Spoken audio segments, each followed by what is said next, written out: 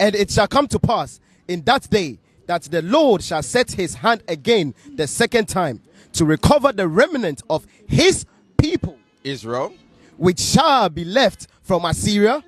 So there's going to be God's people, Israel, in Assyria. And from Egypt. There's going to be God's people in Egypt. And from Patros. There's going to be God's people in Paphos, still dealing with Egypt. And from Cush. There's going to be God's people in Ethiopia. And from Elam. There's going to be God's people in East India. So guess what? We're diving into these all nations now. And where's God's people? In these all nations. Keep going, read to the end. And from Sinai, and from Hamath, and from the islands of the sea. And all the islands of the sea, guess where you're going to find?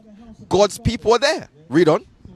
And he shall set up an ensign for the nations, and shall assemble the outcast of Israel. Who's in all these nations? The outcast of Israel. That's why it says all nations, because Israel is scattered.